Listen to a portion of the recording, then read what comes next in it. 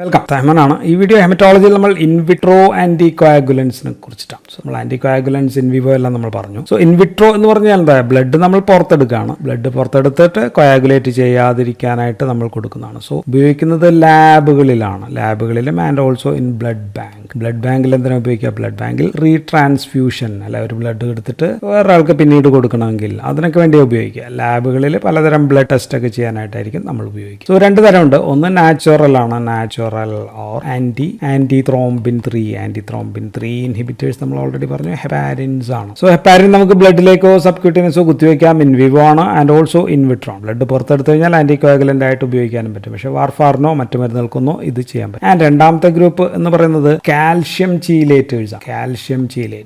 So calcium blood clotting ആയിട്ടുള്ള ബന്ധം നമുക്കറിയാം. കാൽഷ്യം ഒരു കോഫാക്ടർ ആണ്. പോസിറ്റീവ് ചാർജുള്ള കാൽഷ്യം ഉണ്ടെങ്കിലാണ് ഇപ്പോൾ സെല്ലുകളും പ്ലേറ്റ്ലെറ്റ്സോ സെല്ലുകളിലേക്ക് ഇങ്ങനെയുള്ള ക്ലോട്ടിംഗ് ഫാക്ടർ വന്ന് ഒട്ടിച്ചേരണമെങ്കിൽ നമുക്ക് ആ നെഗറ്റീവ് ചാർജ് കളയണം. സോ അതിന് കാൽഷ്യം വളരെ അത്യാവശ്യം. സോ ഈ കാൽഷ്യത്തെ നമ്മൾ ചീലേറ്റ് ചെയ്ത് കഴിഞ്ഞാൽ, അല്ലെങ്കിൽ സെക്വസ്റ്റർ ഓർ ചീലേറ്റ്, കട്ട പിടിപ്പിച്ച് കളയാം. സോ അങ്ങനെ ചെയ്ത് കഴിഞ്ഞാൽ നമുക്ക് ലാബിൽ ഇൻവിട്രോ ഏജൻസ് ആയിട്ട് ഉപയോഗിക്കാം. ഹെപ്പാരിൻ നമ്മുടെ ശരീരത്തിലെ ഏറ്റവും ആസിഡിക് ആയിട്ടുള്ള സബ്സ്റ്റൻസ് ആണ്. നമ്മൾ ഓൾറെഡി ഹെപ്പാരിനിൽ പറഞ്ഞതാണ്. സോ ഇത് നമ്മൾ ലാബിലും യൂസ് ചെയ്യുന്നത് 0.1 to 0.2 mg/ml സൊല്യൂഷൻ ആയിട്ടാണ് നമ്മൾ ലാബിൽ യൂസ് ചെയ്യുക. ഹെപ്പാരിന്റെ മിക്കവാറും സൾഫേറ്റ് സോൾട്സ് ആണ്, അല്ലെങ്കിൽ വേണമെങ്കിൽ ലിത്തിയം സോൾട്സ് ആയിട്ടും അവൈലബിൾ ആണ്. And this is an instant anticoagulant. അപ്പോൾ തന്നെ എഫക്റ്റ് ആണ് കിട്ടുക. ആൻഡ് ഇതിന്റെ ഗുണം നോട്ട് എഫക്ട് ദ സെൽ സൈസിനെ ഒന്നും എഫക്ട് ചെയ്യുന്നില്ല. ബ്ലഡ് സെൽസിന്റെ സൈസ് എഫക്ട് ചെയ്യുന്നില്ല. ആൻഡ് ബ്ലഡ് കമ്പോസിഷനെയും എഫക്ട് ചെയ്യുന്നില്ല എന്നുള്ളതാണ് ഇതിന്റെ ഒരു ഗുണം. പക്ഷേ ഇത് ക്ലംബിംഗ് ഓഫ് സെൽസ് ഉണ്ടാക്കാം. ക്ലംബിംഗ് ഓഫ് സെൽസ് ഉണ്ടാക്കുന്നത് മൂലം നമുക്ക് എന്ത് ചെയ്യാൻ പറ്റില്ല? നമുക്ക് സ്മിയർ പ്രിപ്പറേഷന് ഈ സംഭവം നമുക്ക് ഉപയോഗിക്കാൻ പറ്റില്ല. സോ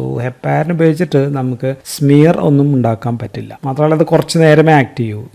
ഒരു കുറച്ച് നേരം, അത് മെറ്റബോളൈസ് ചെയ്യുന്ന സമയം വരെ മാത്രം, ലിമിറ്റഡ് പീരീഡ് മാത്രമേ എഫക്ട് ചെയ്യൂ. മറ്റൊരു പ്രശ്നം, ഇതിന് ആസിഡിക് നേച്ചർ ഉണ്ടെന്ന് പറഞ്ഞു. ആസിഡിക് നേച്ചർ ഉള്ളതുകൊണ്ട് നമ്മൾ സ്മിയർ ഒക്കെ ഉണ്ടാക്കി കഴിഞ്ഞാൽ ഒരു കളേർഡ് ബാക്ക്ഗ്രൗണ്ട് ആക്കും. പ്രത്യേകിച്ച് ഒരു ബ്ലൂ കളേർഡ് ബാക്ക്ഗ്രൗണ്ട് ഒക്കെ ഉണ്ടാക്കും. ഇത് എവിടെയൊക്കെ യൂസ് ചെയ്യാമെന്ന് വെച്ച് കഴിഞ്ഞാൽ, ഇപ്പോൾ ഉദാഹരണത്തിന് ഓസ്മോട്ടിക് ഫ്രജിലിറ്റി ടെസ്റ്റിൽ നമ്മൾ ഇതായിരിക്കും ഉപയോഗിക്കുക. ദെൻ ഇലക്ട്രോലൈറ്റ്സ് ഒക്കെ ടെസ്റ്റ് ചെയ്യാൻ, ബ്ലഡ് ഇലക്ട്രോലൈറ്റ്സ്, പ്രത്യേകിച്ച് കാൽഷ്യം. ബാക്കിയെല്ലാം കാൽഷ്യം ചീലേറ്റേഴ്സ് ആണ് അല്ലെ. അപ്പൊ കാൽഷ്യം നമുക്ക് ചെയ്യണമെങ്കിൽ നമുക്ക് ഇത് വേണ്ടി വരും. ദെൻ ബ്ലഡ് ഗ്യാസ് അനാലിസിസ്, അതിനുവേണ്ടി നമുക്കിത് ഉപയോഗിക്കാം. ദെൻ എൻസൈം സ്റ്റഡീസ് നമുക്ക് ഇതായിരിക്കും. G6PD ആയാലും PK ആയാലും ഇങ്ങനെയൊക്കെയുള്ള സംഭവങ്ങളൊക്കെ നമുക്ക് ഹെപ്പാരിൻ ഉപയോഗിക്കും. ദെൻ ഇത് ഹെപ്പാരിൻ നമ്മൾ വേറെ ഉപയോഗം നമ്മൾ ഓൾറെഡി ഹെപ്പാരിനിൽ പറഞ്ഞാണ്. അത് ഹെപ്പാരിൻ നമുക്ക് ഡയാലിസിസിൽ ഉപയോഗിക്കാമല്ല. ഡയാലിസിസ്, അപ്പോൾ രക്തം കട്ട പിടിക്കാതിരിക്കാനായിട്ട് കിഡ്നി രോഗികൾ ഡയാലിസിസ് ചെയ്യുമ്പോൾ ആന്റികോയാഗുലന്റ് ആയിട്ട് അവിടെയും നമ്മൾ ഹെപ്പാരിനാണ്. അപ്പോഴും പുറത്തുനിന്നാണ് കൊടുക്കുക. ഇൻവിട്രോ ആണ്. ഇനി നമ്മൾ കാൽഷ്യം ചീലേറ്റേഴ്സിലേക്ക് വന്നു കഴിഞ്ഞാൽ, കാൽഷ്യം ചീലേറ്റേഴ്സിൽ ഏറ്റവും പ്രധാനപ്പെട്ട ആള്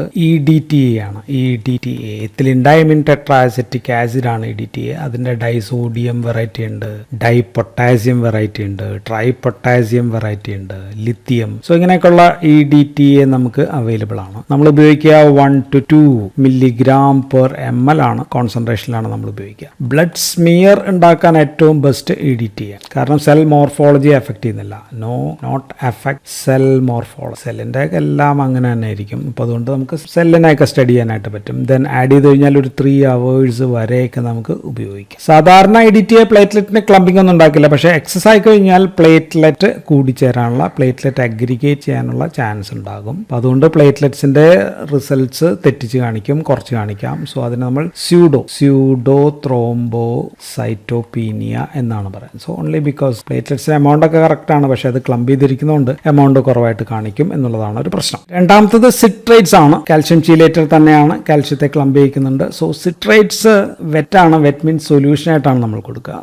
മിക്കവാറും ഉപയോഗിക്കുക ട്രൈസോഡിയം സിട്രേറ്റ് ആണ് നമ്മൾ ഉപയോഗിക്കുക. സോ ഇത് ബ്ലഡ് സെൽസ് കൗണ്ടിന് പറ്റില്ല. ബ്ലഡ് കൗണ്ടിന് നമുക്ക് ഇത് ഉപയോഗിക്കാനായിട്ട് പറ്റും. ദെൻ ഹീമോഗ്ലോബിൻ നമുക്ക് എസ്റ്റിമേറ്റ് ചെയ്യാൻ പറ്റുമോ? അതിനും പറ്റില്ല. കാരണം എന്താ? നമ്മൾ ബ്ലഡിനകത്തേക്ക് ഇത് ആഡ് ചെയ്യുമ്പോൾ ഡയലൂഷൻ ഓഫ് ബ്ലഡ് ഉണ്ടാവും. സിട്രേറ്റിന് 2 കോൺസെൻട്രേഷൻ നമ്മൾ ഉപയോഗിക്കുന്നുണ്ട്. ഒന്ന് 3.8% ഉപയോഗിക്കുന്നുണ്ട്, 3.2%. ഇങ്ങനെ 2 ഉപയോഗിക്കുന്നുണ്ട്. 3.8 സൊല്യൂഷൻ ആണ് നമ്മൾ ESR ചെയ്യാനായിട്ട്, വെസ്റ്റഗ്രെൻസ് മെത്തേഡിൽ നമ്മൾ ഉപയോഗിക്കുക. ESR ചെയ്യാനായിട്ട് ഇതാണ്. അവിടെ നമ്മൾ citrate 1 portion and blood 4 portion, 1:4 combination. ഇപ്പോൾ 0.4 ml എടുക്കുക, ഇത് 1.6 ml എടുത്തു കഴിഞ്ഞാൽ 1:4 ആയല്ലോ. ഇങ്ങനെ നമ്മൾ ഡയലൂഷനിലായിരിക്കും നമ്മൾ ഉപയോഗിക്കുക. 3.2 സിട്രേറ്റ് നമ്മൾ ഉപയോഗിക്കുക. കൊയാഗുലേഷൻ സ്റ്റഡീസിനെല്ലാം 3.2 സിട്രേറ്റ് ആണ് നമ്മൾ ഉപയോഗിക്കുക.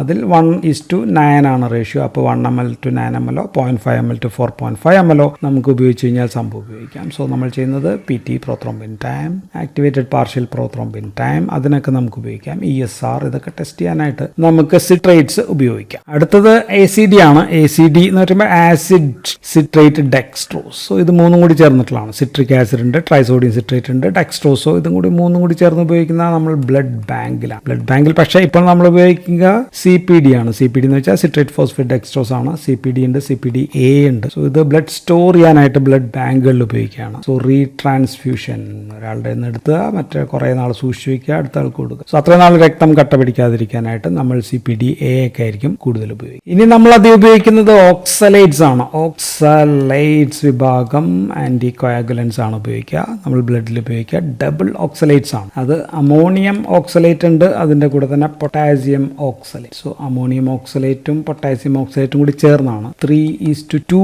റേഷ്യോയിലാണ് നമ്മൾ ഉപയോഗിക്കുക. രണ്ടും കൂടി ചേർത്തിട്ടുണ്ടാക്കിയത് 2 mg/ml സൊല്യൂഷൻ ആയിട്ടാണ്. ഈ ഡബിൾ ഓക്സലേറ്റ് ഉണ്ടാക്കാൻ കാരണം എന്താണെന്ന് വെച്ചാൽ അമോണിയം ഓക്സലേറ്റ് കൊടുത്തു കഴിഞ്ഞാൽ ബ്ലഡ്, ഇപ്പോൾ ഇത് ബ്ലഡ് സെല്ലാണെങ്കിൽ ഇത് സ്വെൽ ചെയ്യും, വീർക്കും. പക്ഷേ പൊട്ടാസ്യം ആണെങ്കിൽ അത് ഷ്രിങ്ക് ചെയ്യും, RBC ഷ്രിങ്ക് ചെയ്യും. സോ രണ്ടും കൂടി മിക്സ് ചെയ്താലോ ഒന്നിന്റെ സ്വെല്ലിങ്ങും ഒന്നിന്റെ ഷ്രിങ്കിങ്ങും രണ്ടും കൂടി ചേരുമ്പോൾ അത് നള്ളിഫൈ ചെയ്യും. സോ അതുകൊണ്ടാണ് നമ്മൾ രണ്ടും കൂടി കൊടുക്കുക. അപ്പോൾ രണ്ട് പ്രശ്നവും മാറിക്കിട്ടും. ഇത് നമ്മൾ കൊടുക്കുക ഹീമോഗ്ലോബിൻ ചെയ്യാനായിട്ട് കൊടുക്കും, PCV പാക്സൽ വോളിയം ചെയ്യാനായിട്ട് ESR, ഇങ്ങനെയൊക്കെയുള്ള ബ്ലഡ് ടെസ്റ്റിന് നമുക്ക് ഡബിൾ ഓക്സലേറ്റ്സ് നമുക്ക് ഉപയോഗിക്കും. ആൻഡ് ഇനി അവസാനമായിട്ട് പറയാനുള്ളത് സോഡിയം ഫ്ലൂറൈഡിനെ കുറിച്ചിട്ടാണ്. സോ ഇത് ബ്ലഡ് ഷുഗർ എസ്റ്റിമേറ്റ് ചെയ്യാനായിട്ടാണ് നമ്മൾ ഉപയോഗിക്കുക. അതിലൂടെ പൊട്ടാസ്യം ഓക്സലേറ്റും കൂടി ചേർത്തിട്ടായിരിക്കും നമ്മൾ ഉപയോഗിക്കുക. പൊട്ടാസ്യം ഓക്സലേറ്റും സോഡിയം ഫ്ലൂറൈഡും 3:1 കോമ്പിനേഷൻ മിക്സർ ആയിട്ടായിരിക്കും നമ്മൾ ഉപയോഗിക്കുക. അതിന്റെ ഒരു 2 mg/ml സൊല്യൂഷനാണ് നമ്മൾ ഉപയോഗിക്കുക. സോ ഇത് ഒരു ആന്റി ഗ്ലൈക്കോളിറ്റിക് ഏജന്റ് ആണ് ഈ സോഡിയം ഫ്ലൂറൈഡ് എന്ന്. സോ അത് നമ്മുടെ ട്രൈസിട്രിക് ആസിഡ് സൈക്കിളിലെ ഇനോലേസ് എന്ന് പറയുന്ന എൻസൈമിനെ തടയുന്നുണ്ട്. അപ്പോൾ അതിന്റെ ഗുണം എന്താ വെച്ചാൽ ഈ ഗ്ലൈക്കോലൈസിസ് പ്രിവെന്റ് ചെയ്യും. ഗ്ലൈക്കോലൈസിസ് പ്രിവെന്റ് ചെയ്യുമ്പോൾ ഗ്ലൂക്കോസിന്റെ മെറ്റബോളിസം തടയുന്നുണ്ട്. അപ്പോൾ നമുക്ക് ഗ്ലൂക്കോസ് മെറ്റബോളൈസ് ചെയ്ത് പോകുന്നില്ല,